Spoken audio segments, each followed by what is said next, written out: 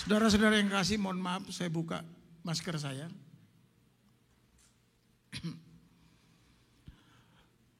Pada pagi yang indah ini saya bersyukur kalau saya boleh berada di Philadelphia ini.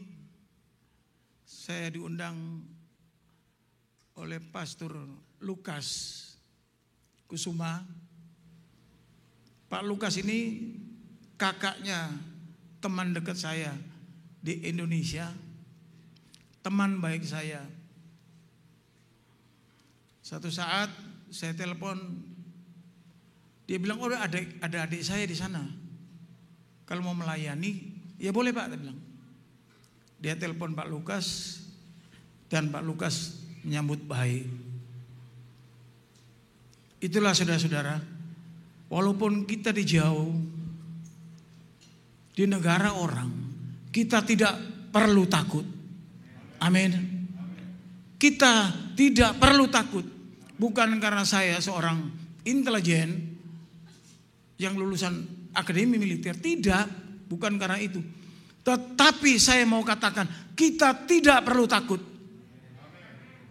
Ini Tuhan katakan, bukan saya yang katakan. Dan kita buktikan apa yang Tuhan mau. Kalau Amerika itu disebutkan di situ negara adidaya, negara besar, negara yang luar biasa. Tetapi bagi saya sebetulnya biasa-biasa aja. Iya, biasa-biasa aja. Amerika ini yang dibilang adidaya, kalau dengar nuklir, bom, takut. Iya, takut.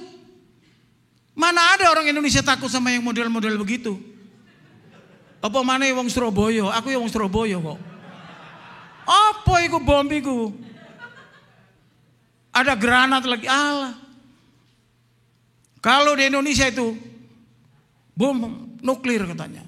Allah, nuklir dimplok, ditelan itu loh.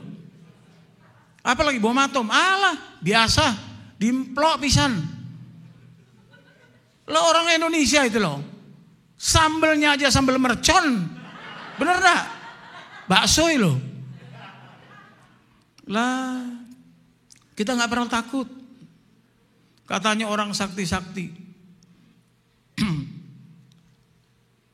Ada lagi di Surabaya. Di Surabaya ini kalau kita makanan Jawa, kita udah biasa. Pecel, rawon, soto biasa. Soto ada dua, soto Lamongan sama soto Madura. Rawon gak mau ketinggalan di Surabaya. Dibikinlah rawon setan. Temenan dapat enggak? Temenan, rawon setan. Loh ini yang pilih dua ini. Rawonnya yang mau dimakan atau setannya? Makanya di Surabaya nggak ada setan-setanan. Di Amerika saya pergi ke kedutaan mau ketemu teman saya. Katanya orang-orang cerita itu ada setannya. Setan apa? Di gereja ini juga banyak setan yang gundul-gundul itu. Katanya kan di Surabaya itu kalau setan digundul karena tuyul. Apa iya tak? Setan gundul. Rawon setan itu loh. Tapi lebih parah lagi, kalau di Surabaya, di Jawa Timur,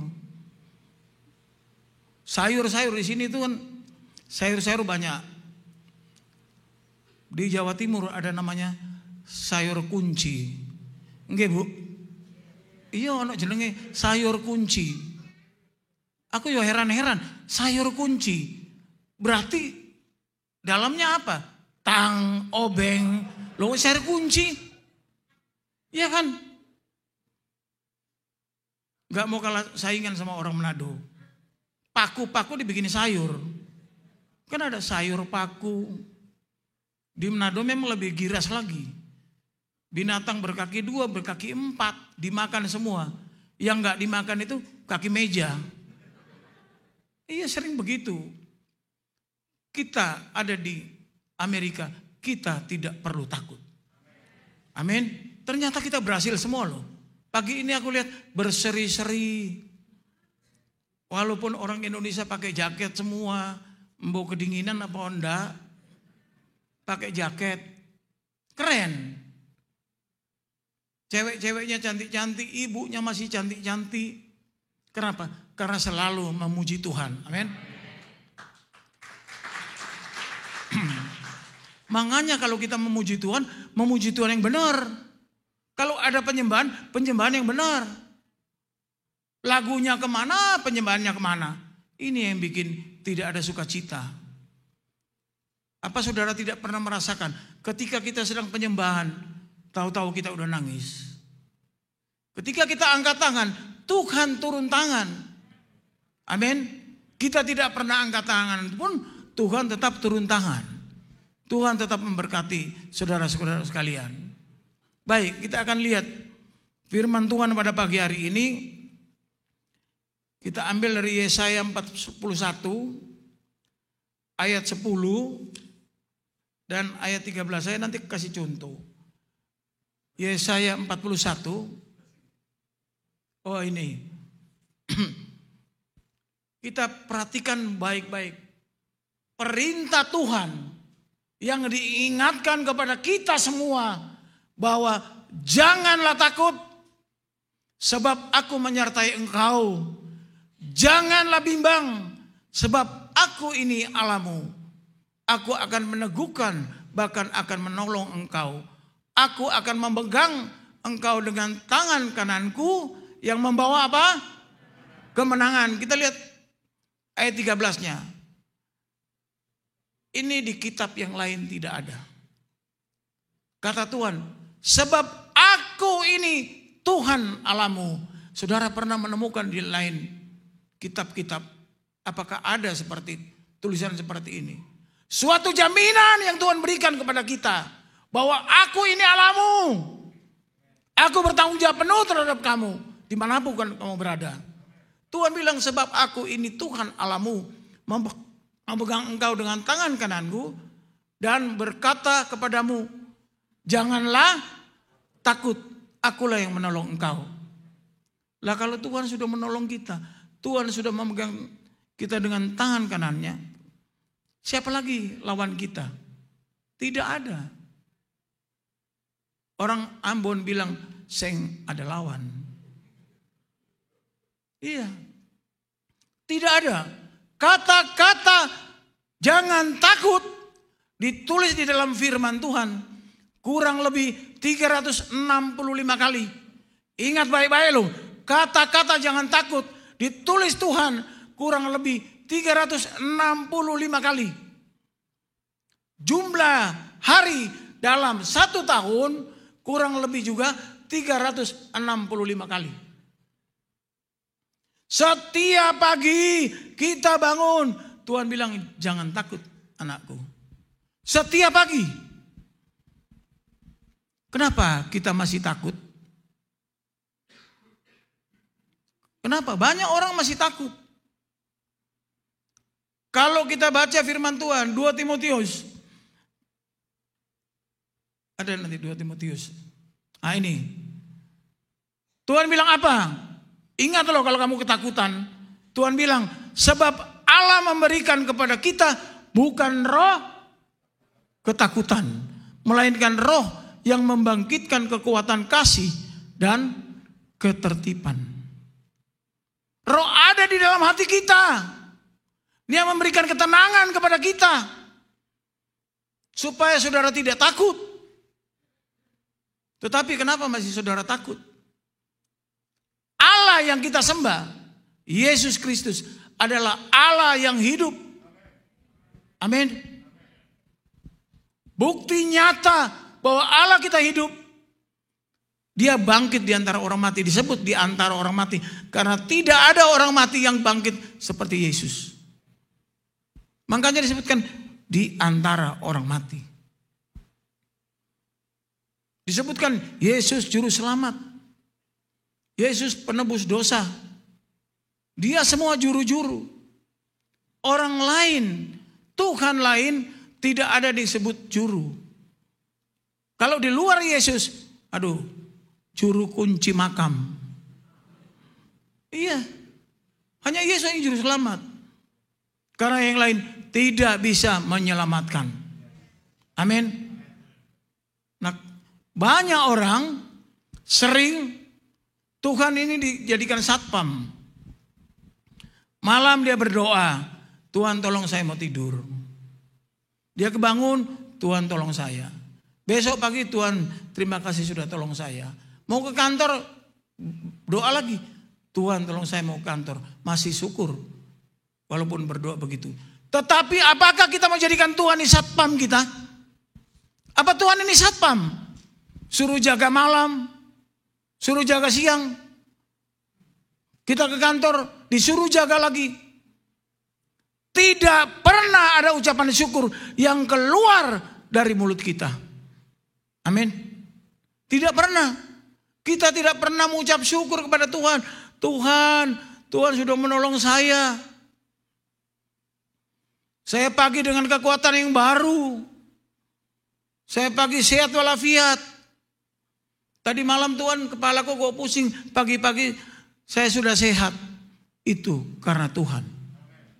Tetapi kita tidak menyadari. Tuhan dijadikan satpam. Jaga. Tidak pernah ada ucapan syukur. Ini yang tidak dikehendaki Tuhan. Tuhan berjanji kepada kita. Bahwa aku akan memegang engkau dengan tangan kananku. Aku akan memberikan engkau kemenangan. Janji Tuhan, ya dan amin. Janji Tuhan tidak pernah gagal. Sekalipun janji Tuhan, satu kali aja janji Tuhan dalam Alkitab gagal, tidak ada orang percaya. Tidak akan ada orang percaya. Tetapi janji Tuhan tidak pernah meleset, tidak pernah gagal di dalam janjinya. Sehingga kalau Ayub berkata, aku tahu bahwa engkau sanggup melakukan segala perkara dan tidak ada yang gagal. Walaupun kita ada di Amerika, di Philadelphia ini, saya lihat orang Indonesia, puji Tuhan, semua diberkati secara luar biasa. Amin. Saya sampai heran. Saya waktu kemarin hari Kamis Pak ya, bagi-bagi sembako, saya perhatikan tidak ada yang orang Indonesia. Saya kan orang intelijen, saya lihat. Tidak ada orang Indonesia. Orang Indonesia sudah tidak punya gengsi lagi di sini. Naik. Malah yang minta-minta orang lain, negara-negara lain. Yang lucu, naluri intelijen saya jalan. Orang ini sudah terima, jalan dia. Sembunyi di tembok dikit, ganti topi, ganti tas, balik lagi. Saya bilang, ibu ini udah 3 kali loh ibu ini. Loh orang intelijen kok mau dibohongi itu loh. Udah 3 kali. Saya bilang sama Pak Lukas sudah 3 kali itu. Udah biarin aja Pak, masih banyak. Loh dikasih itu loh, masih milih loh. Gak mau B2, mau ayam. Ada yang alasan jus itu keberatan katanya. Lah jus lebih penting untuk tubuhnya kok. Dia minta yang lain. Loh aneh juga di sini ya. Minta-minta tapi milih-milih. Iya. Saya lihat lagi, ada suami istri, ini maafkan saya. Datang pakai mobil, mobilnya bagus. Turun dua-dua. Mau minta-minta dua-dua. Lah mobilnya kok bagus itu. Tapi puji Tuhan loh. Kalau kita hanya memberikan sesuatu pada orang yang tidak mampu, memang kurang istilahnya kurang apalah, kurang enak. Sudah nggak usah pilih-pilih, mau orang kaya kek, mau orang miskin, kasih aja. Berarti dia ada kekurangan. Walaupun orang kaya mungkin dia tidak punya ayam atau tidak bisa beli babi, iya. Atau tidak bisa beli jus. Berkali-kali saya perhatikan, mungkin Pak Lukas nggak tahu. Saya putar lagi. Ini orang ini dari pojok sana. Lagi naluri saya, naluri intelijen. Loh, ke sana naik sepeda. Saya pergi lihat, sepedanya udah penuh. Udah penuh, sembako semua. Udah penuh. Dia lihat lagi, dia hafal ini. Yang dia mau minta belum ada. Hebat gereja kita ini, memberkati orang. Amin, berikan kemuliaan bagi Tuhan. Mungkin gereja lain tidak begini. Sampai bisa memberkati orang dari bangsa-bangsa. Ini gereja cocoknya gereja bangsa-bangsa. Iya, yang datang kan Chinese, Vietnam, macam-macam. Nah kalau saya kunjungan ke Vietnam, saya tahu Vietnam memang kasihan, miskin. Kemarin saya dari Kamboja kalau nggak salah. Waduh, juga miskin.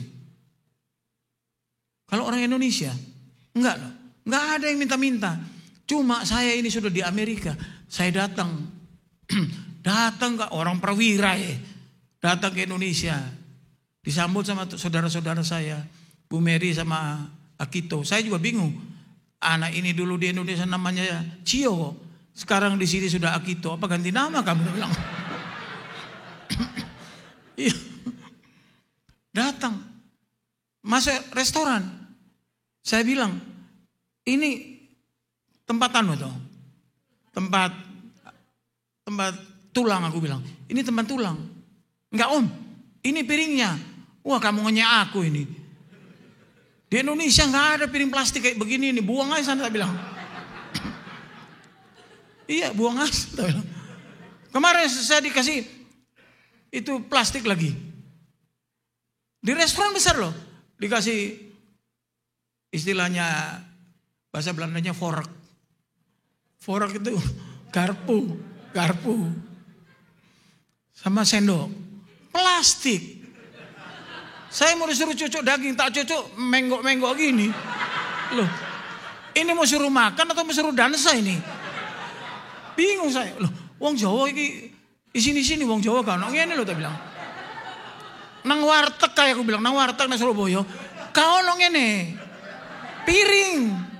Kok bisa dikeplaki orang kok. Iya. Sekarang di Surabaya piringnya juga seragam. Dulu kan macam-macam piring di warteg. Karena dapat dari semua kan iklan. Sekarang enggak loh, seragam. Bagus. Lah di Amerika malah plastik.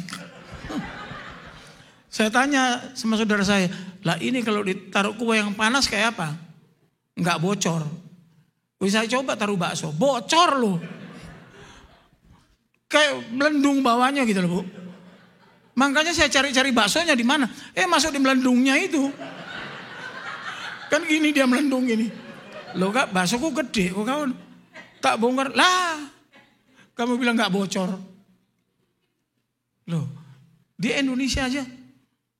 Kita jaga etika sebaik mungkin sampai hari ini saudara-saudara. Sampai hari ini saudara. Bangsa Indonesia diberkati secara luar biasa. Ada COVID. Tenang-tenang aja. Banyak teman saya loh Pak. Itu yang mati di COVID. Ya emang waktunya mati. Itu jadwalnya Tuhan itu kamu mati di hari COVID itu memang. Gak usah ribut. Biasa aja. Yang meninggal banyak, yang hidup lebih banyak, tak bilang. Iya kan? Lo tanya Pak Lukas. Pak Pendeta pergi ke Indonesia. Makannya ikan bakar. Karena kangen sama Indonesia. Iya kan? Saya ke Amerika ini sudah berapa hari ya? 10 hari kali. Saya biasa aja sih makan. Saya nggak ngerti jeglek itu apa sih. Orang bilang Pak ngantuk Pak. Enggak saya. Saya turun pesawat. Kalau sini siang ya melek aku. Kalau malam ya turu. Iya. Istri saya bingung. Dia setel lagu segala macam. Ya itu yang bikin jeglek. Orang waktunya tidur jadi nggak tidur. Karena ribut. Jadi saudara-saudara Tuhan katakan, kita tidak perlu takut. karena Dia menyertai kita. Saudara-saudara, di dalam firman Tuhan kita dihadapkan oleh bermacam problema. Dia hadapan kita segala macam persoalan hidup. Tetapi kalau kita ingat, Tuhan bilang jangan takut. Kita jalani hidup ini. Kita jalani hidup ini sesuai dengan kehendak Tuhan. Kita jalani aja. Kalau kita mesti kerja, ya kerja. Kalau yang miskin-miskin itu, karena memang sudah dari Indonesia itu tampilannya miskin. Berubah sekarang. Kita di negara adidaya. Sudah, saya lihat sekarang aja bajunya bagus-bagus pakai jas semua. Orang Indonesia aja belum tentu pakai jas. Kita rubah. Tujuannya apa? Supaya kita punya obsesi ke depan itu lebih besar. Sekarang kita kerja, kumpulin uang, kita kerja, kumpulin uang. Ada banyak orang yang banyak salahnya. Kerja di Amerika, uangnya dikirim ke Indonesia. Di kampung istri saya, Langawan sana, itu uangnya dikirim ke Indonesia. Dia sendiri di sini meliharat, miskin. Lah, tak tanya, lah uangnya untuk apa? Untuk hari tua. Iya kalau kamu hari tua masih hidup. Kadang-kadang begitu. Nikmati hasil yang kita dapat sebaik mungkin. Kalau ada lebih ya kita kirim. Kalau punya anak di Indonesia ya kita kirim. Kita jangan sembarangan. Ini firman Tuhan ya dan amin loh. Firman Tuhan ini tidak pernah gagal. Kalau kita punya tujuan kita berdoa kepada Tuhan. Doa ini sanggup merubah keputusan Tuhan. Percaya enggak? Doa sanggup merubah keputusan Tuhan. Raja Hizkia ketika mau meninggal, dia berdoa. Ketika dia berdoa, ini perintah Tuhan yang disampaikan ke Nabi Yesaya. Sampaikan ke Raja Hizkia, hari ini kamu akan meninggal. Bayangin ya saudara. Kalau Pastor Lukas datang ke rumah saudara, saudara undang, Pak saya sakit Pak tolong doakan. Malah Pastor Lukas bilang, lah tidak usah didoain, hari ini kamu akan meninggal. Apa ya coba tanggapan saudara. Tapi ini yang kejadian benar. Kita akan bilang, pastor ini, pastor beneran aku tukang jagal. Lah suruh berdoa begitu. Tapi ketika dia berdoa, didengar oleh Tuhan. Tuhan bilang, doamu sudah kudengar. Dan umurnya ditambah berapa tahun? 15 tahun. Tapi kita jangan minta 15 tahun. Kita gak usah takut yang sudah tua-tua. Banyak orang ini keliru. Saya rektor sekolah teologi ya. Keliru katanya. Kalau 70 tahun di atas-atasnya bonus. Ngawur loh. Coba cari di Kejadian. Umur manusia berapa? Tuhan bilang apa? Berapa? 120. Tuhan bilang apa? Rohku tidak selamanya tinggal di dalam engkau. Tapi rohku 120 tahun tinggal bersamanya dengan engkau. Dan banyak yang Tuhan kasih panjang umurnya. Apa bedanya kita sama orang Jepang? Apa bedanya sama yang lain-lain? Mereka sehat. Setelah saya perhatikan, yang sehat-sehat itu ternyata dekat sama Tuhan. Kalau kita umur 70 kita dekat Tuhan, tidak masalah mau makan apa aja. Pasti Tuhan tolong kita. Tapi ya jangan makan terlalu banyak. Itu bukan makan, itu serakah. Iya bos, perutnya gemuk. Kalau di militer suruh laris itu. Itulah saudara-saudara. Kekuatan Tuhan ajaib dan luar biasa. Kekuatan Tuhan itu mutlak. Saudara, kemarin saya mau ke Indonesia, mau kemari, saya tanya sama istri saya, "Mah, cukuran kumisku mana?" Cukuran kumis saya itu pindah-pindah. Karena anak saya itu 3 ini perempuan. 2 orang dokter. Kok gak ada cukuran kumisku? Sudah mulai ini, saya udah tahu ini. Pasti dicari aja di anak-anak situ. Tak bilang sekarang musim hujan. Jangan kamu cukur-cukur alis. Jangan kamu cukur-cukur segala macam. Bukan cuma alis. Bulu mata juga ditempel-tempel panjang-panjang. Iya. Di mobil dinas saya ketemu bulu mata separuh. Iya. Siapa yang punya ini? Baru tak lihat. Ya, istriku jatuh satu bulu matanya. Iya, Bu. Paling repot ya ibu-ibu itu. Sering ini bulu mata cukuran itu. Mereka kan nggak mau cukuran yang pakai itu apa namanya? Pakai mesin. Kalau cukur pakai mesin hilang HP gitu. Iya, yang cukur-cukuran biasa. Iya loh, Bu. Nggak apa-apa, ya memang ya seperti itu. Ibu-ibu harus tampil cantik. Harus tampil menawan. Ya untuk suaminya juga. Jangan bajunya itu setengah jadi. Saya suka bilang, ini pakai baju setengah jadi ini. Baju kayak sundel bolong. Wong Jawa lo ngerti. Sundel bolong. Belakangnya bolong. Di belakang sini. Kakinya anak muda itu banyak bolong-bolong. Tak bilang kamu kalau kena di luka kamu bolongnya baru ketawain orang kamu. Itu baju tidak jadi atau belum jadi. Banyak orang seperti itu. Nyanyi singer, saya suka ngelatih. Sing bener, bajumu yang bener. Jangan miring-miring. Ada orang yang suka nyeletuk juga. Enggak apa-apa Pak Fani. Kan kita berdoa untuk Tuhan. Benar kamu berdoa untuk Tuhan. Bajumu itu bukan dilihat Tuhan, dilihat manusia. Lah kalau kamu bolong-bolong itu, kamu itu ya nggak benar. Kalau kita singer harus pakai baju rapi. Terus kalau ada dasi, pakai dasi. Apa nggak pakai? Dasi ini perlu dipakai. Nanti kamu kalau nggak pakai dasi ya, besok dasimu sama jasmu itu ketemunya di peti mati kamu. Datang di pintu. Ada jasnya dia ada. Jas pelayanan tapi udah lama gak pakai. Dasinya ada.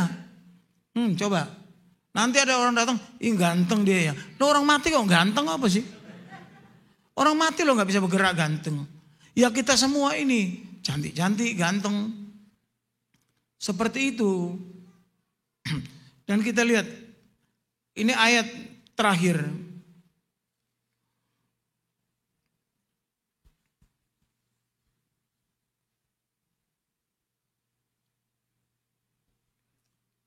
Nah ini penting sekali buat kita. Ini ayat pegangan dan tidak dimiliki orang-orang lain. Hanya kita yang punya ini. Apa dia katakan? Ini Yesaya 45 ayat 5b ini sebetulnya. Akulah Tuhan dan tidak ada yang lain. Dia kencengin lagi. Kecuali aku tidak ada Allah. Kecuali aku, Tuhan bilang tidak ada Allah. Mempersenjatai engkau sekalipun engkau tidak mengenal aku. Mempersenjatai maksud Tuhan itu bukan senjata beneran. Di Amerika saya ikut pameran senjata. Anak muda semua beli senjata. Ini kayak apa ini? Kalau di Indonesia ada tawuran tembak-tembakan. Bukan itu maksud Tuhan. Mempersenjatai engkau dengan Roh Kudus. Mempersenjatai engkau supaya kita tidak takut. Itu hati kita. Roh Kudus yang akan menolong kita. Kalau ke sana mungkin ada masalah di sini, Roh Kudus bilang belok. Kadang-kadang kan kita belok. Ikutin aja hati Tuhan. Itu ikutin aja suara Tuhan. Lah bagaimana kita bisa mendengar suara Tuhan kalau kita sendiri tidak dekat dengan Tuhan? Kalau kita sendiri tidak pernah berdoa, tidak pernah ucapan syukur, bagaimana kita mau dekat? Nanti kita bilang lagi Tuhan ada di depan kita, Tuhan ada di kanan kita, Tuhan ada di kiri kita, di mana-mana. Saudara, saya kasih tahu ya. Zoom meeting ini.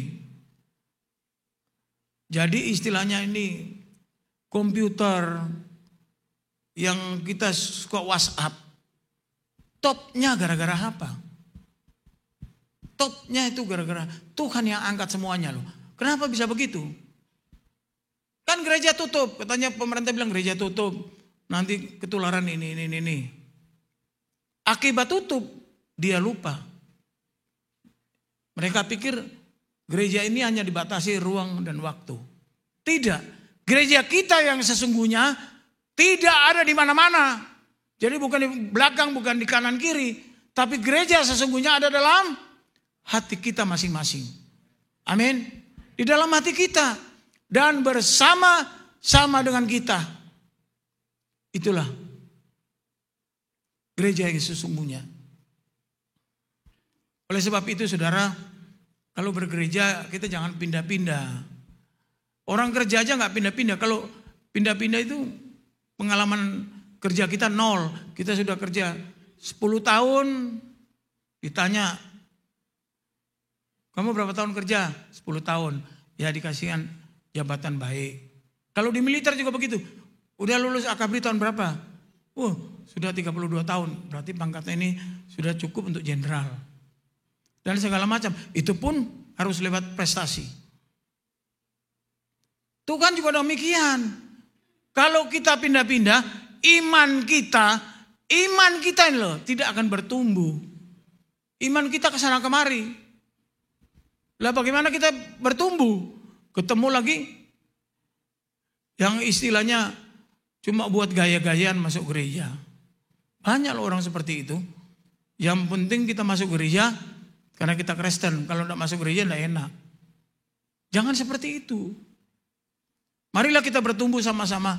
Di gereja ini saya datang aja saya heran. Pak Lukas berhasil. Pak Lukas ini gerejanya berhasilin. Orang Indonesia yang ada di Philadelphia, aku tanya teman-teman, Pak Lukas itu gerejanya paling besar katanya. Saya masuk, makanya kemarin saya masuk atas, bener ini. Berkatnya sungguh luar biasa. Di luar negeri loh dolar masalahnya. Kalau di Indonesia mungkin bisa, tapi di luar negeri pengeluaran jauh lebih banyak. Dan ini semua menjadi berkat buat kita semua. Amin. Berikan kemuliaan bagi Tuhan. Demikianlah saudara-saudara sekalian. Biarlah firman Tuhan ini menjadi kekuatan bagi kita. Menjadi pedoman dalam hidup kita. Dan kita tetap tegar. Kita tetap kuat. Karena firman Tuhan katakan kepada kita semua. Hari ini jangan takut. Hari ini jangan gentar. Aku akan memegang engkau dengan tangan kananku. Dan memberi engkau kemenangan. Amin.